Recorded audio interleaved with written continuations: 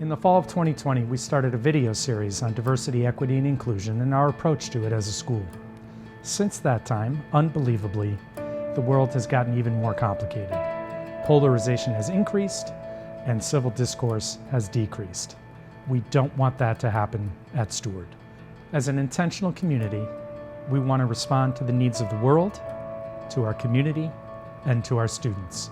It is really central to our mission to help students understand how not only to use their voice, but use it in relationship to other voices. We don't all have to agree. That's not an interesting world. You know, there's all kinds of different thoughts and ideas, and figuring out how to be able to kind of walk together, to talk together, to be in community together, to talk with civility and with respect and empathy and kindness. That's a tool that is not only really important here on our campus, but it's really important in the rest of their lives, you know, as they go out of our homes, out of our campus, out of our community, and into a really complex world, that they learn how to continue to use their voice and respect the voices of other people.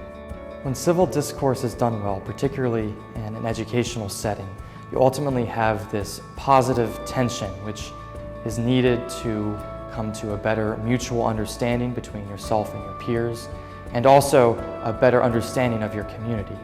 And you get a lot out of doing that well, because your own understanding of the world is stretched and expanded and broadened. And because it is so hard, you need to practice doing that. And I think Steward does an excellent job. It is our primary role to ensure that we create a climate of care, making sure that all students feel safe, feel welcome, and feel like they belong. Without those three things, it's just impossible for students to learn.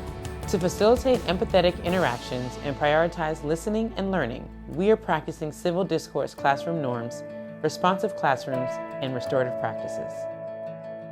Steward's classroom norms are safety, presence, evidence,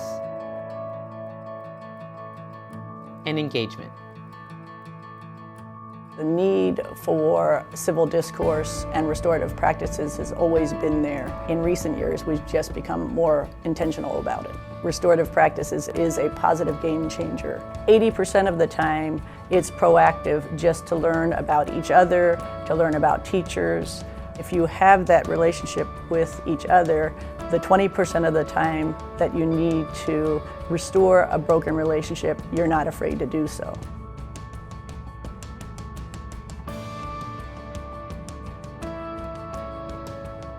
A couple of months ago, I had had an impromptu conference with someone on campus, and during the conference, one of the things we talked about were how both of us felt in the situation as well as after the situation. After the conference, I actually felt amazing, and I was able to resolve any issues that I had with that specific person, and I now even have a closer relationship with that person following the conference. I think having these conversations allows me to feel comfortable in knowing that someone does hear my voice and does want to help me. Our middle school students come to 6th grade very well prepared, because in the lower school they start with the building blocks of morning meeting at the youngest ages, and you certainly can see that the kids are comfortable addressing one another, sharing similarities and differences in a very organic way.